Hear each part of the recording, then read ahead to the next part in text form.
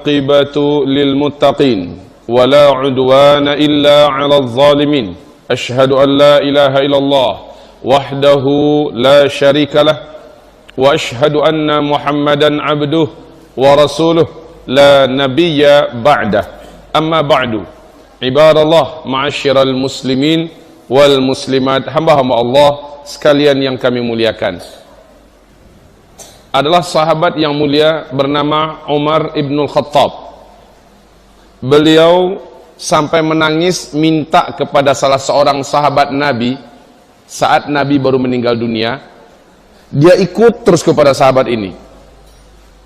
Orang-orang pada heran, ada apa dengan Umar?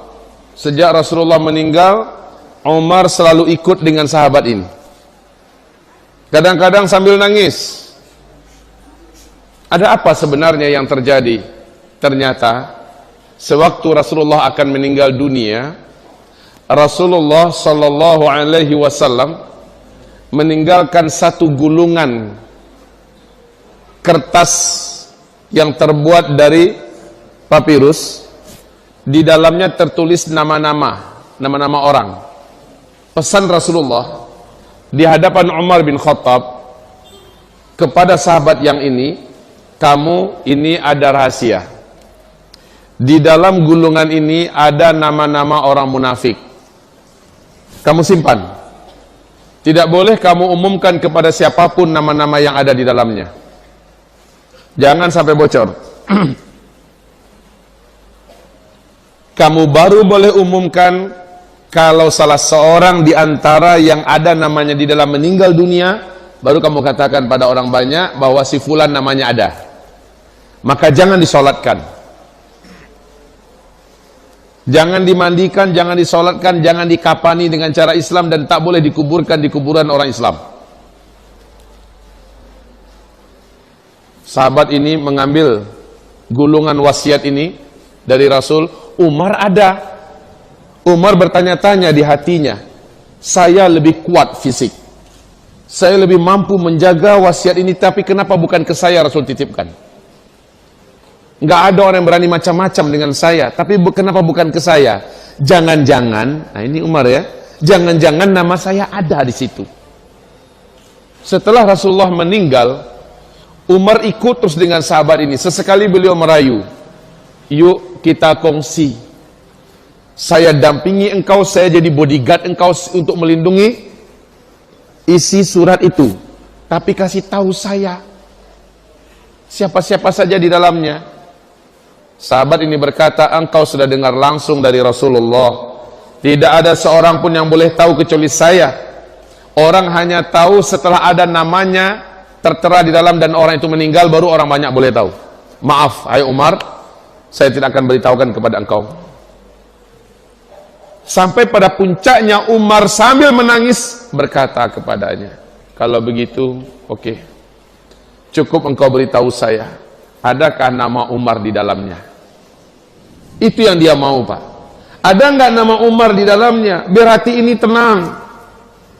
Maka sahabat itu berkata, baik, namamu tidak ada di dalam sini. Maka Umar pun menangis bersyukur kepada Allah Subhanahu wa ta'ala bahwa dia tidak termasuk di antara orang yang namanya tertulis di dalam.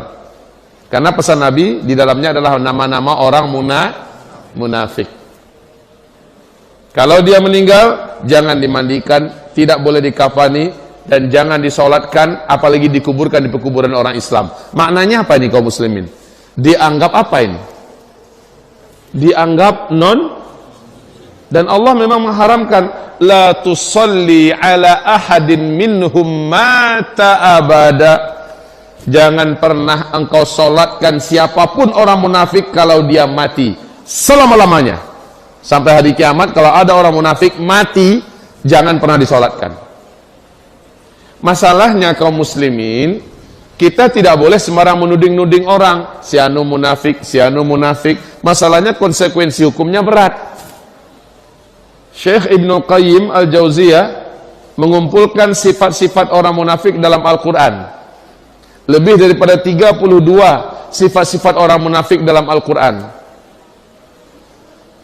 Apabila sifat-sifat ini ada, yang boleh mengumumkan kemunafikannya tidak boleh individu, tapi harus atas nama ulama yang bersepakat bahwa si fulan munafik haqqan. Dan ini siapa yang akan memikul tanggung jawab ini sekarang? Tidak ada. Oleh karena itu kaum muslimin, cukup kita mempelajari sifat-sifat mereka, lalu awasi diri dan jangan sibuk nyenterin orang lain. 1, 2, 3, nomor 3 ada sama si anu, 4, 5, 6, 7 sama si anu. Semua yang dipelajari dari sifat-sifat orang munafik, periksa diri masing-masing. Kaum muslimin, sederhana pada malam hari ini saya mengajak Bapak Ibu semua, kami akan menceritakan perjalanan penelisikan seorang tabi'in, murid Abdullah ibnu Abbas, namanya Ibnu Abi Mulaikah, didapat dalam kitab Fathul Bari Syarah Sahih Imam Al-Bukhari oleh Syekh Ibnu Hajar Al-Asqalani di dalam kitab Muqaddimah Al-Iman. Apa kata Ibnu Mulaikah, muridnya Abdullah ibnu Abbas? Saya sudah bertemu dengan 30 orang sahabat Nabi. Seluruh sahabat itu saya dapatkan memiliki 4 persamaan. Seluruh sahabat itu saya temukan memiliki 4 persamaan. Semoga Bapak Ibu setelah mendengarkan apa 4 persamaan para sahabat ini, dan bisa nggak kita seperti mereka? Kayaknya bisa, Pak. Coba Bapak lihat sebentar lagi ya. Seluruh sahabat yang pertama merasa iman mereka masih lemah, belum kuat. Kedua, seluruh sahabat menyangka amalnya masih sedikit, dan yang sedikit itu pun belum tentu Allah terima. Seluruh sahabat. Yang ketiga, seluruh sahabat senang, bahagia, bersyukur kalau ada yang menegur, kalau ada yang nasehatin, kalau ada yang menyebutkan aib dan cacatnya. Dia akan introspeksi diri. Kalau memang kebetulan dia tepat seperti yang dinasehatkan, dia akan robah, dia tobat pada Allah. Dia senang dan bersyukur pada orang yang menasehatinya. Ini seluruh sahabat. Ya. Yang keempat, seluruh sahabat Nabi tidak yakin dan hampir-hampir tidak percaya bahwa dirinya selamat dari sifat-sifat munafik. Ya kayak Umar tadi. Umar bin Khattab menyangka dia salah seorang di antaranya. Padahal Bapak Ibu tahu kan, Umar bin Khattab salah satu di antara orang yang dijamin masuk surga. Ada 10 sahabat Nabi yang dijamin masuk surga, termasuk Umar bin Khattab. Tapi coba lihat, Umar lupakan status dia yang pernah disampaikan Nabi bahwa dia pasti masuk surga. Dia curiga jangan-jangan dirinya salah satu di antara orang munafik. Ini bukti kebenaran pernyataan Ibnu Abi Mulaikah. Saya bertemu dengan 40 sahabat, seluruhnya memiliki 4 persamaan. Ulangi lagi Bapak Ibu. Yang pertama, seluruh sahabat Nabi menyangka imannya masih lemah. Kalau ada yang menyangka imannya udah kuat, udah mantap, udah kokoh, awas. Yang kedua, seluruh sahabat Nabi menyangka amalnya masih sedikit, dan yang sedikit itu pun belum tentu diterima oleh Allah. Sehingga akibatnya apa? Mereka nafsu terus untuk melakukan amal yang baru. Semoga yang ini yang nanti akan diterima oleh Allah. Setelah dia kerjakan, dia anggap belum tentu ini Allah terima. Sehingga dia nafsu lagi untuk amalan yang baru. Sehingga nafsu mereka untuk tahajud, nafsu mereka untuk duha, nafsu mereka untuk zikir, nafsu mereka untuk baca Quran, nafsu mereka untuk berinfak, bersedekah. Nggak pernah putus-putus, Pak. Sebab apa? Yang lama nggak dianggap, yang baru ini yang menjadi harapan. Ketiga, seluruh sahabat Nabi kalau ditegur senang, bersyukur. Dan ini ditiru akhirnya oleh anak-anak para sahabat yang disebut dengan tabi'in, dan cucu-cucu sahabat yang disebut dengan tabi'in. Coba lihat contoh Hasan Al-Basri. Suatu ketika murid-muridnya menyampaikan kepada beliau bahwa si fulan telah menyebutkan keburukan syekh seperti ini, seperti ini, seperti ini. Oh ya, betul seperti itu? Iya syekh. Oke, temani saya ke pasar. Syekh ini beli karung, Pak. Syekh Hasan Basri beli karung. Habis itu beli gandum. Habis itu beli beberapa souvenir, hadiah. Dan dibawa ke rumah yang mengkritiknya, ya. Diketuk pintu rumahnya. Dibuka, pucat orang yang buka pintu rumah ini. Kenapa? Ulama besar, syekh besar sedang berdiri di hadapannya, dan ini orang sering jadi bahan buah bibirnya. Yang nggak jelek, yang jelek-jelek daripada syekh ini sering disebut kemana-mana. Apa kata Syekh Hasan Basri? Saya berterima kasih kepada engkau. Engkau tunjukkan kepada saya aib saya. Engkau tunjukkan kepada saya kekurangan saya. Ini hadiah saya untuk engkau. Subhanallah, Pak. Kalau orang sekarang gimana? Perang, Pak. Ente ya orangnya ya, akan begitu kan? Jangan sirik loh jadi orang, kan begitu. Kalau orang sekarang, Pak. Tapi ini coba lihat. Tipe sahabat, tabi'in, tabi'in, Masya Allah. Kaum muslimin yang kami muliakan. Yang keempat, seluruh sahabat sangat yakin belum tentu pada dirinya aman dari sifat-sifat munafik.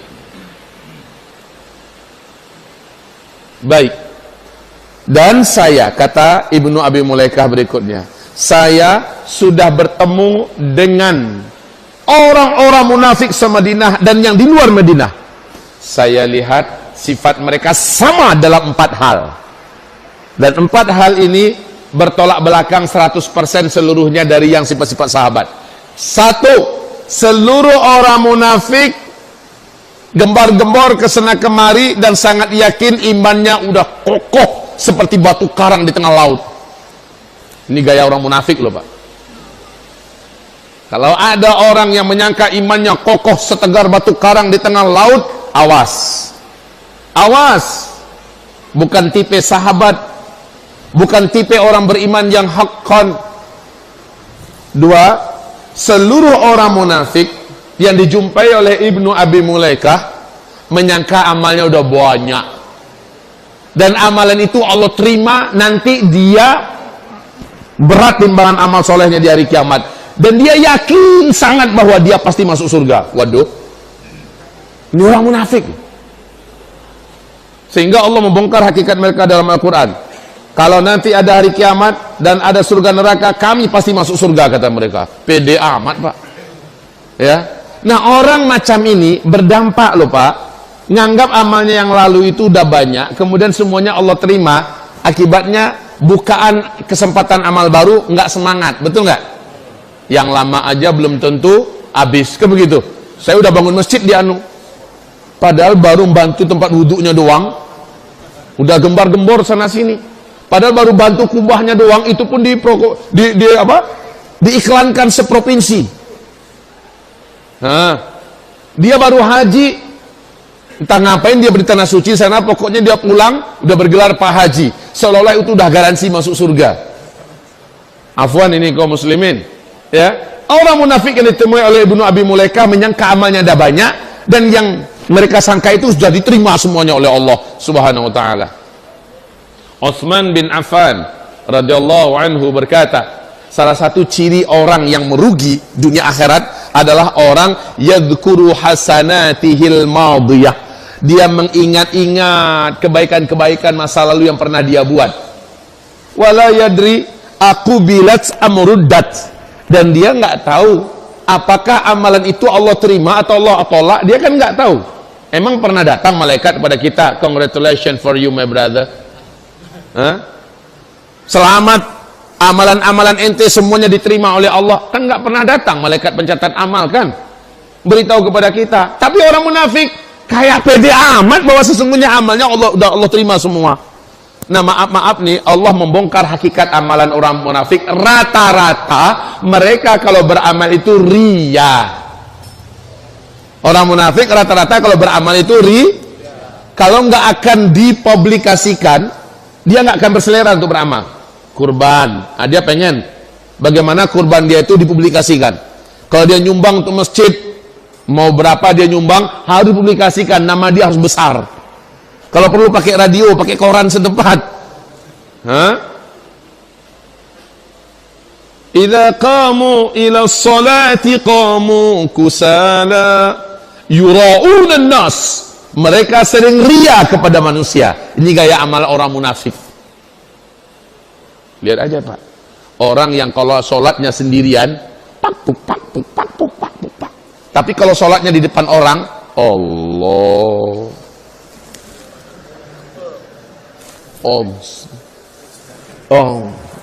Masya Allah. Tapi kalau sendirian tuk tak tuk tak tuk tuk cepat Pak. Itu pun udah ujung-ujung waktu. Udah mau masuk waktu sholat lain baru dia sholat. Cepat banget.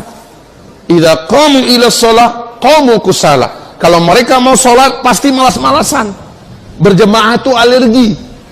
Sholatnya pun di rumah. Itu pun sholatnya papu. Assalamualaikum. Nggak ada zikir-zikir, nggak pakai, nggak laku zikir. La haula wala quwata illa billah. Dan dia meminta amal itu dan diterima. Amal kayak gitu lo terima. Waduh, Masya Allah. Yang ketiga, seluruh orang munafik yang saya jumpai, kata Ibnu Abi Mulaikah, tersinggung, marah, sakit hati kalau ada yang negur. Kalau ada yang negur, ente jangan buruk sangka lah. Oh, buruk sangka dulu. Kita nasihatin dia. Lalu apa katanya? Ente sirik kan orangnya. Udah urus diri ente sendiri. Bukannya dia syukron. Terima kasih banyak wahai saudaraku, engkau telah selamatkan aku. Karena coreng arang yang ada di pipi saya nggak akan bisa kelihatan kecuali kalau ada cermin di luar sana, ya kan? Cermin itulah saudara kita. Kalau dia ngasih tahu, bersyukurlah kepada Allah, terima kasih sama dia. Ini karakter orang beriman. Kalau orang munafik enggak, dia marah, jangan sirik ente. Ya, padahal ada cabai nyelip di sini Pak. Lah kan dia nggak nampak, tapi kalau dia ketawa orang lain pun jadi nggak sedap ngelihat. Ketika ada yang negur, dia marah pada orang ini. Bener apa enggak nih orang sebenarnya? Enggak, tapi orang munafik kayak gitu. Pantang ditegur. Apalagi kalau yang negurnya lebih kecil dari dia. Apalagi kalau yang negurnya level anak buahnya. Dia yang gaji, dia yang mau negur. Ente siapa? Berani-berani negur aneh. Aneh lah dokter, ente gak tahu. Ya nggak jadi kalau gini Pak gayanya. Tapi orang munafik begitu loh. Orang munafik pantang dinasehati, apalagi oleh anak asuh, anak dia sendiri yang baru tamat pulang pondok, yang baru di Timur Tengah umpamanya kan, pulang-pulang udah menegur atau ngelurusin si bapak. Bapak marah, duluan saya makan asam garam daripada kamu ya. Jangan coba-coba nasehatin saya kamu. Tak tendang kamu nanti. Kaum muslimin, orang munafik pantang dinasehati, marah kalau ditegur. Kebalikan nggak dengan sahabat? Kebalikan Pak. Jadi afwan ini kaum muslimin, kebanyakan orang-orang munafik itu memang tidak mau ada yang menegur. Nah kalau ada yang menegur, harus yang levelnya di atas dia. Komandannya, bosnya, majikannya, atasannya, harus di atas dia levelnya. Itu pun dia, iya pak, di depannya aja. Ntar di belakang balik lagi seperti biasa. Masya Allah. Yang ketiga kaum muslimin, coba ya Bapak Ibu, kita cek diri masing-masing, kira-kira kena di mana nih? Saya suka kalau pengajiannya ada yang kena. Ketika ada yang kena, berarti dia terobati. Dengan cara itu dia akan menyembuhkan dirinya. Astagfirullah, Ustadz ini sudah menegur saya. Bahwa Bapak Ibu yang kami muliakan, saya nyampaikan judul ini nggak ada yang mesen loh. Temanya ini malam, nggak ada yang pesen. Pak Ustadz nanti tolong sampaikan kayak gini ya. Enggak. Lidah saya titipkan pada Allah, biar dia mengalir sebagaimana adanya. Saya paling jarang mempersiapkan tema dan judul mau ngaji di mana. Saya serahkan pada Allah, mengalirnya di judul apa, tafadhol. Kalau perlu kadang-kadang saya sudah siapkan temanya ini, duduk di atas Pak, udah berubah, udah mengalir saja. Inilah yang namanya saya titipkan diri saya, lidah saya, hati saya kepada Allah. Allah mau arahkan kemana. Nanti akan ada yang terobati dengan izin Allah Subhanahu Wa Taala. Yang keempat, seluruh orang munafik yang berjumpa, yang dijumpai oleh Ibnu Abi Mulaikah, merasa sangat aman pada dirinya, tidak mungkin ada sifat nifak. Nggak mungkin. Aneh nih dikatakan bahwa sifat munafik begini bukannya untuk dirinya Pak. Dia lihat 1, 2, 3, 4, 5 sampai 32 itu dia baca nomor 1, 2, 3, nomor 3 ada sama si Anu nih, 4, 5, 6 nomor 6 ada sama si Anu. Dirinya sendiri nggak pernah dia pelajari, ada nggak pada dirinya? Selama orang itu benar-benar beriman, dia curiga pada dirinya dan dia tidak mau sibuk dengan orang lain. Tapi kalau maaf ini, kalau dia adalah orang munafik, dia sibuk melihat orang lain, dan dia tidak pernah mau melihat kepada dirinya. Tapi kalau ada orang yang negur, Pak, nomor 7 kayaknya sama Bapak nih, kurang ajar kamu ya. Ketika ada mengatakan, Pak, nomor 9 kayaknya agak-agak mirip dengan sifat Bapak nih, kurang ajar kamu ya. Kamu mempermalukan saya, bukan mempermalukan sebenarnya, tapi ini karakter orang munafik. Kaum muslimin, hamba-hamba Allah yang kami muliakan, sifat nifak, kita berhati-hati Pak. Nifak itu ciri kasarnya, kata Rasulullah, ada 5. Ciri kasarnya ada 5. Yang pertama, kalau ngomong banyak bohong. Ketahuan banget, jangan ngomong deh sama dia, kenapa suka bohong. Itu udah terkenal di mana-mana. Ya, yang kedua, kalau janji sukanya mungkir. Udahlah, kalau janji sama dia jangan pernah berharap. Kan gitu, udah lengket status itu sama beliau. Kalau dia udah janji dengan beliau jangan pernah berharap, berarti ini 2. Yang ketiga, kalau diberi amanah mesti khianat. Nggak ada amanah yang akan dijaganya, yang akan dirawatnya, khianat melulu. Yang keempat, apabila dia diangkat untuk menjadi pemimpin, maka janji-janjinya sebelum menjadi pemimpin semuanya nggak ketemu setelah dia jadi pemimpin. Ini yang keempat. Yang kelima, kalau dia sudah marah sama seseorang, kalau dia sudah benci sama seseorang, idza khosama fajara. Dia nggak tanggung-tanggung. Pokoknya gimana orang ini, kalau kata orang Padang, cido de inyo. Apa itu cido? Cida, Pak, bahasa Indonesianya. Ya, gimana orang ini bisa sama dia? Nggak peduli dosa apa yang dia buat, pokoknya orang ini menderita gara-gara bermusuh-bermusuhan dengan dia. Jadi orang munafik, kalau sudah ada dia benci sama seseorang, dia akan sewa tukang pukul, dia akan datangi tukang sihir, dia akan lakukan apapun makar untuk menjerumuskan orang itu yang dia benci itu, untuk menjatuhkan, kalau perlu masuk penjara, kalau perlu mampus sekali. Ini gaya orang munafik, Pak. Idza khasama fajara. Jika ia sudah benci pada seseorang, dia sudah memusuhi seseorang, dia akan sakiti orang itu dengan berbagai macam apapun cara, mau dosa kecil, mau dosa besar, pokoknya orang itu harus ngerasakan. Tahu rasa lu ya berurusan sama gua. Kan gitu, Pak. Dan ini gaya orang munafik. Jadi cara unsur kasarnya itu ada 5 kelihatan. Kalau yang 5 ini kumpul semuanya, kata Rasulullah, kana munafiqan khalisa, adalah dia munafik sejati. Kalau 5-5-nya udah ngumpul semua. Tapi kalau masih 1-2 yang ada pada orang itu, belum boleh dikatakan munafik. Fihi khoslatun minan nifaq. Pada dirinya sudah ada 1-2 sifat dari sifat-sifat munafik. Nah, mesti cepat dirawat, diobati. Kalau enggak, lihat surah Al-Baqarah. Fi qulubihim maradun faza marada walahum adzabun alim bima kanu yakzibun. Dalam hati mereka sudah ada maradun, 1 bibit penyakit. Kalau enggak diobati, fazadahumullahu marada. Allah biarkan penyakit itu terus bertambah, nambah lagi 2, nambah lagi 3, nambah, akhirnya sempurna. Dia sudah kronis, sudah stage 4, sudah tingkat kronis, susah tidak disembuhkan. Gimana mau menyembuhkan? Dinasihati dia marah dan dia merasa dirinya paling benar. Udah susah macam gini, Pak. Udah levelnya itu level iblis. Ana khairun minhu, saya lebih baik daripada dia. Nggak mungkin dia nasihatin saya. Padahal Ali bin Abi Thalib radhiyallahu anhu berkata, iqbalil haqqa walau kana min saghir. Anak kecil ngomong, tapi kebenaran yang disampaikannya terima. Dalam Islam kan begitu, Pak, ya. Begitu juga ungkapan beliau yang lain, iqbalil haqqa walau kana min fasik, wa fi riwayah walau kana min fajir. Kalau itu benar, walaupun yang ngomong orang fasik, orang fajir, terima. Nah, kalau orang munafik, maaf, dia lihat dulu siapa yang ngomong. Siapa yang ngomong? Alah, orang macam ente nggak pantas ngomong dengan saya. Padahal disampaikannya kebenaran. Ayat yang dibacakannya, hadis yang dibacakannya, Pak, ini ayat loh Pak, terserah mau ayat mau apa, telen tuh ayat sama lo. Dia nggak peduli Pak, mau hadis dibacakan nggak dihargainya.